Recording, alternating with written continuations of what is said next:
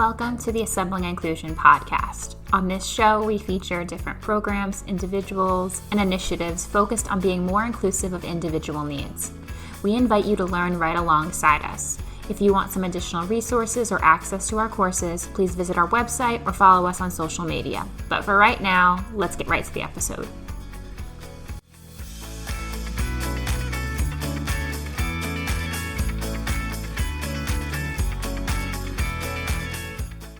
In recent years, there's been an increase in the way disability has been represented in the fashion industry. Designers and clothing lines have shared ads and campaigns with people with a disability wearing their designs, which helps to increase representation. However, the actual accessibility and the functionality of the clothing is still an issue. In today's episode, we're diving into the fashion industry with Jam the Label, an Australian adaptive clothing line created with people with disability in mind. I sat down with Emma Clegg and Molly Rogers, who shared their inspiration for creating Jam and how they work with the disability community to ensure that their designs are both functional and fashionable. They want to give people clothing that not only takes into consideration their accessibility needs, but also allows them to express themselves through their clothes. So let's jump in to learn more. Hello, and welcome back to the Assembling Inclusion podcast. Today, we're going to be talking about the inclusive fashion label, Jam the Label. And I'm here today with Emma Clegg and Molly Rogers, who are the founders of Jam. So Molly and Emma, thank you so much for being here with us today. Thank you for having us. Yeah, thank you. So just to start us off, I was curious, what was the inspiration for getting started with creating an inclusive fashion label? So both Molly and I are occupational therapists and disability support workers, and we actually met while studying to become OTs at university. And whilst we were studying, we were working as disability support workers over here, and we were working with a really broad range of clients, but mostly young people with disability.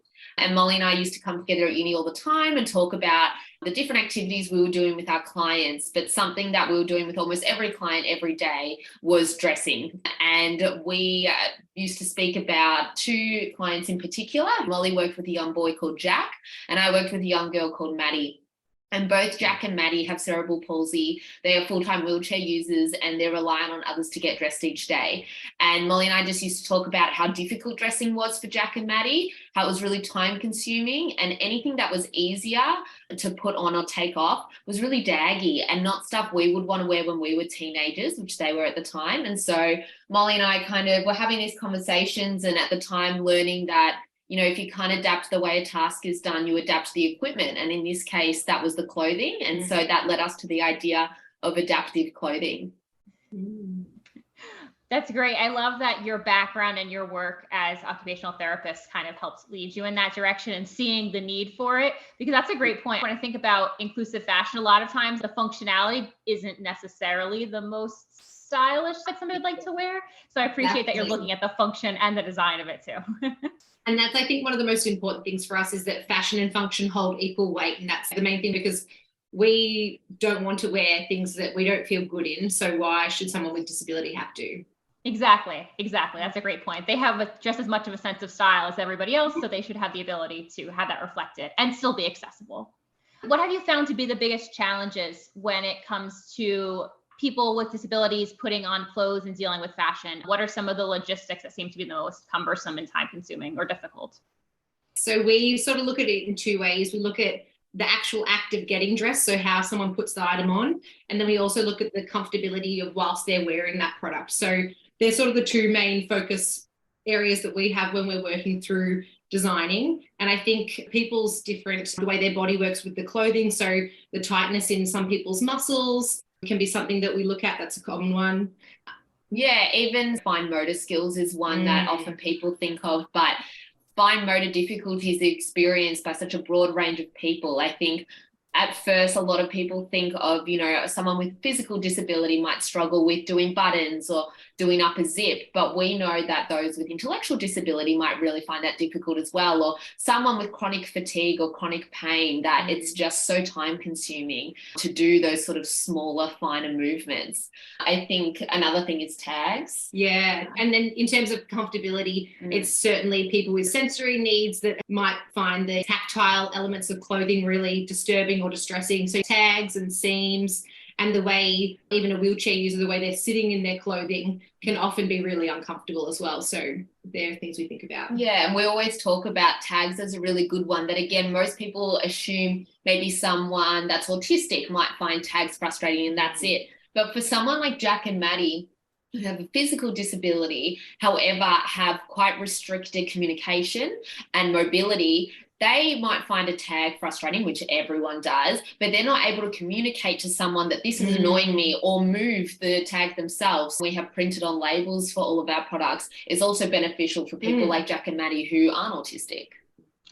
That's immediately what I thought of when I first thought about inclusive clothing, because I had a handful of students who were on the autism spectrum, and the tags and the seams were just awful. It was going to be a bad day if they had a shirt that had a tag in it. So we always had to keep like extra clothes in the school just in case it happened. I appreciate the fact that what you're thinking about kind of factors into a variety of different disabilities. And there's that overlap that, you know, it's not necessarily designed for a specific disability in mind, but rather a challenge that could be across the board. Exactly. And I think we talk about using, you know, principles of universal design so that our products, that's why we say inclusive, is so that our products meet these sort of really wide range of dressing needs that do benefit, because disability is so broad and diverse. So our products and our solutions need to be as well. That makes sense. And everybody handles their disability differently. So it's great. I did want to know, so what are some examples? I know you mentioned that you have the printed on tags as opposed to the physical tags. What are some other examples of design features that you've been doing to kind of overcome some of those barriers and increase accessibility within your clothes? Something we talk about throughout all our designs is the importance of the fabric choices. So obviously for comfort, again, fabric is really important. So our best-selling product is our bamboo tops, and they're 90% bamboo, 10% elastane, which is obviously really soft and comfortable. But also that 10% elastane is really important to give that extra stretch and ease with getting on and taking off without losing its shape or worried about it ripping. So fabric is a really important design feature in all of our products. Then some other design features we utilize is providing greater access. So whether that be through adding additional zips. So for instance, on our chino pants, we have zips down the side of both thighs. And so that provides greater access for someone that might need to access a catheter or a peg tube.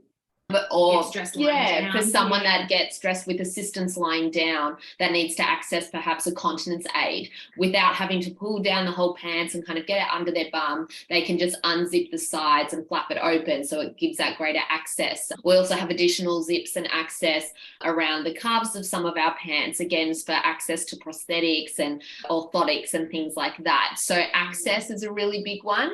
We've recently implemented and found these really cool sort of magnetic buckles as well. So where there'd typically be like a belt buckle or an overall buckle that are really tricky to navigate, even for people that don't have fine motor difficulties, they just sort of will snap together, and then they've got a really easy way to either slide off or pull off, but they're still really strong. So the magnetic closures that we found have been super, super cool. Well, those are some really great examples of how you're accommodating those different needs. And I like that you're continuously trying to innovate. Like you said, you just found the magnetic snaps. So that's great that you're continuously evolving as well as you find new things. I did want to know a little bit about the process of actually designing the clothes. So when you're thinking about designing something new, what does that process look like? Do you collaborate at all with the disability community? I know you said you use the universal design process. Collaboration with the disability community is a huge part of our values, and it's a really core part of JAM. So at the start of each new collection we design, we've got a design consultation committee, which is made up of a really diverse group of people with really diverse dressing needs. And we chat with them about what their needs are and what they would like to see from the collection and sort of their difficulties with dressing. And then we take that away and sort of figure out, okay, well, how are we going to meet these needs? And that's where our OT brains come into it. Yeah, and we also have on our website a suggestions page so that anyone in the public can submit any of their suggestions or their dressing needs. And we always use that and collaborate all of that data and information when designing. And I think it's where, as Molly said, our occupational therapy background really comes into handy, because essentially we look at it as a task analysis, which is a really core part of occupational therapy. So we look at the task, we look at what the difficulties are, and we break it down. Okay, how can we make this more accessible? How can we problem solve this situation, which is essentially what an OT's job is. So we're able to apply that with the feedback we've received to hopefully provide options that are really functional, but then we're always thinking throughout the design process, okay, how can we make this look good and what would we want to wear? Because first and foremost, it needs to be fashionable. It needs to be things that we would be proud to wear. So that's when we sort of combine the two aspects. That makes sense. You really can see the connection between your OT background and how that works within figuring out how you're going to design something. I think that's really nice how that all kind of comes together. And then the collaboration is huge. And I love that other people can reach out and let you know what their needs are. People are sort of super eager to have their voice heard and to give those suggestions, because it is such an emerging category and such a new thing, and there's not that many options out there. So people are super keen to say, oh, I need this product really badly, or, you know, this is a really difficult thing for me. So we really appreciate people taking the time to reach out and to assist us. So of the pieces that you sell, you know, the shirts that you said were really popular because the material is very soft and easy to wear, would have been the most popular items that you've sold? I would definitely say our bamboo tops, which come in a few different styles, have been our best sellers. I think because it does fulfill so many different dressing needs and is beneficial for such a broad range of customers, and also anyone can wear them. I mean, anyone can wear any of our products, but our tops especially, I think when people are wanting to support inclusive fashion or support a social impact, they will purchase that kind of product. They're really comfortable and super stretchy as well. Secondary to our bamboo tops, I think also our linen shirts have been the second most popular. And again, they look like any other linen shirt, but they've got magnets instead of buttons. I think when people see that, it's like a bit of a light bulb moment of like, oh my gosh, that's so cool and it's so quick and it's so much easier, but it doesn't look daggy, it doesn't look medicalized. So anyone can wear that. So those two are very popular because they sort of the pinnacle of what inclusive clothing and using universal design principles are. I could see that. And that makes sense because that is something that a lot of people, regardless of disability, could take advantage and use those. So I can see how that makes sense that those are the most popular for people. Yeah. And I'll make sure to link to the pages that have those on there too, so people can take a look at what they look like. Yeah. So I also wanted to ask you, what do you think? I know there's probably been a lot, but what do you think have been the biggest successes of JAM so far, at least to you and your experiences? So I think something that we often look back at and just still find it quite unbelievable is that we're one of two brands that we organised the first ever adaptive fashion runway at Australian Fashion Week in 2022, so last year. So us and one other brand created this whole runway, and it was the first time in Australia where clothes had been designed for people with disability and they were able to see themselves represented on the runway, you know, in items that actually were functional. I think we're seeing more and more representation on the runway, but it's not necessarily in products that are suitable for the person's body. So that was a super important day. And then I think as well, we've spoken about how from the start, our mission is really for as many people with disability to have access to our clothing and have as many options of accessible clothing as possible. And so just very recently, we've launched our first capsule collection, which we have our essentials range, which is sort of wardrobe staples, which have been really great and really well received. However, we've said from the start that people with disability deserve more than just wardrobe staples. And so with this latest capsule collection, there is a bit more color and a bit more style and personality, especially for that sort of younger adult demographic who are often forgotten within the adaptive clothing market. So the fact that we've been able to release that, I think, is a bit of a pinch me moment as well, that we're slowly achieving this big mission that we set out to do 4 years ago. Yeah. And we also worked with a designer with disability, Rachel Shug came on board, who was a recent fashion graduate, to help us design, to bring that sort of fashion side of things. And that, again, is something that we want to really support the employment of people with disability as much as possible as well. So again, that was a big moment to be able to bring her on board for that. Oh, that's really exciting. That's a lot of different successes. It's amazing how much work has been done so far. And there was an article about the runway show, and that's how I think I found JAM initially. It like popped up in like my Google alerts. And like you had mentioned, there are people with disabilities on the runway, but the fact that it was fully inclusive, designed for people with disabilities, I was like, oh, that's really awesome. And I love the fact that you're continuing to expand and add more pieces to bring that fashion element in. So it's not just, like you had mentioned, the staples. So I wanted to jump to, on your website, I had noticed, and this might be, you know, maybe a smaller thing, but it just stood out to me when I was looking. There was a resource specifically dedicated to how to set up inclusive fashion shoots And I hadn't even thought about that. I don't have a fashion background, but I was like, I didn't even think about that. So I was just curious, is that sharing of resources and ideas something that JAM is looking to continue to do in the future? Or was that just kind of something that you were thinking about and wanted to get out there and share? That was really born out of a need we had heard from so many models or people within the disability community that was in that creative industry. We just heard time and time again from so many advocates and models with disability that had said they felt like they were being a tick of the box and they would be, employed to attend a photo shoot and model for the day or a runway or whatever it was. And then when they actually got there, they realized that their accessibility needs had not been considered. And we kind of have this conversation again and again that we obviously have a background in disability, and being occupational therapists, we're experts in access. However, for the majority of the population, especially those that might be behind the scenes for a photo shoot, they probably don't have that background in disability experience. And it's a lot of the time a really overwhelming topic or area for them to acknowledge and start to work towards. So we just felt like it's actually not that difficult to ask someone what their access needs are and work with the individual to make it an inclusive environment for them.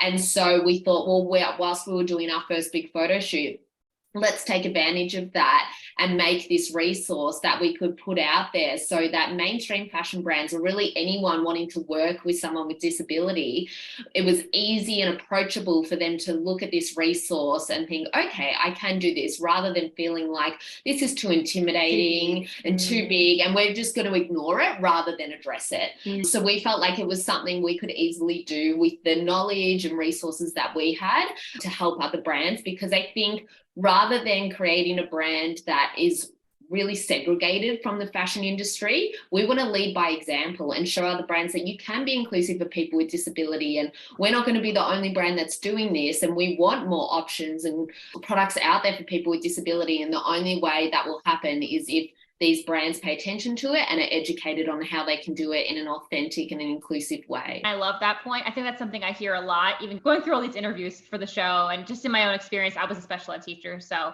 that was my background with disability. There's so many initiatives like, oh, we want more representation, which is, yes, we do. We want that. But they're lacking the resources and making sure that that person's needs are fully accounted for. So I appreciate the fact that you're putting that resource out there for people. So that way, it's not just, like you had said, checking a box to say like, okay, well, we have somebody who has disability, but we're fully including them and making sure this is accessible for them so that we can open it up to more people in the future as well, and they're comfortable and feel included. So I appreciate the fact that you shared that resource for people to follow in your example. I did want to ask about, so overall, just for the fashion industry, what do you think are some things that the fashion industry can do to make just the industry overall more inclusive, whether it's design or runway or things like that? What's some advice that you would give?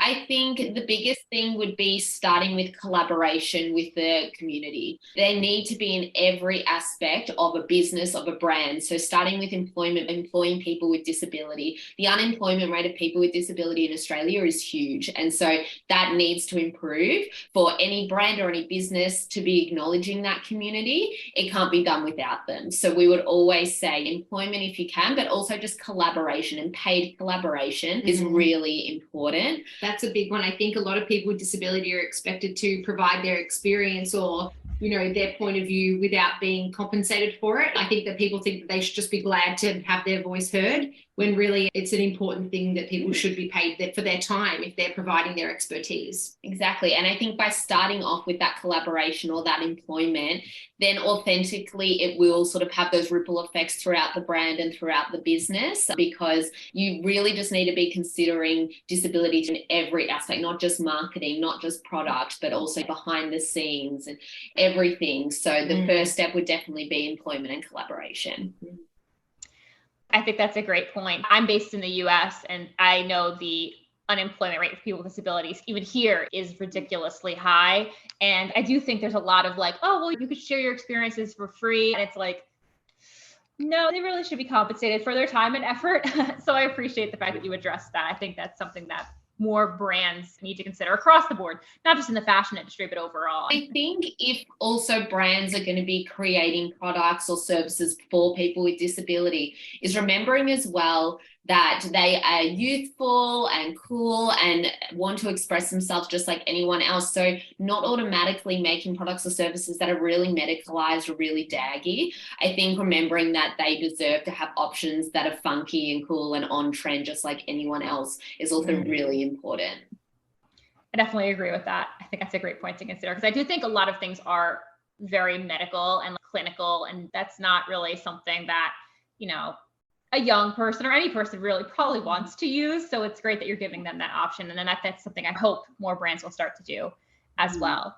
So what are some plans that you have for the future of JAM? I know you have a lot going on with all of the recent things you've accomplished and all the great work you're doing, but do you have any kind of looking into the future things you want to be able to do? I think we would love to keep releasing these. We've just released our first capsule collection and we're super excited to see how that goes. But I think we would love to see sort of that aspect of it grow, to keep providing more fashionable options for people with disability. And I think we would love in the future to grow our team as well. So we've got a very small team still with just Emma and I, and then we've got a commercial manager who's come on board 1 to 2 days a week, and we contract our fashion designers in. But we would love to be able to employ people with disability and grow the team to be able to make JAM this year super successful and inclusive workplace. That's a great goal. And I know you're doing a lot right now anyway, so that's great that you're even like looking at the future to project. Like there's a lot going on anyway. And my last question for you both really is, what do you think is the future of inclusion and accessibility within fashion? I know that that's something that we're kind of leaning toward and we're seeing more representation, but what do you both think is the future? I think and I hope that it's authenticity in that inclusion, and that rather than just being inclusive, it's accessible as well. And that is real consideration to accessible design and not simply inclusive marketing. I think we've still got a long way to go from it, but we are starting to see really great steps towards authenticity. I'm really hoping that that will be the future and that it will be led by people within the community.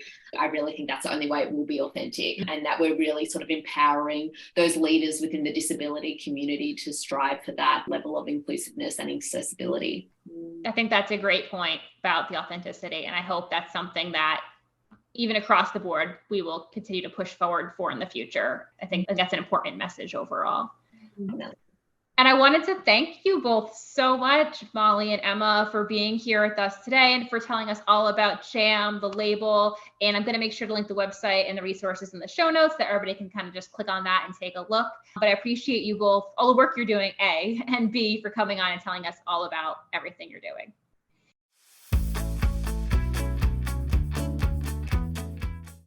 Thanks for listening to this episode of the Assembling Inclusion podcast.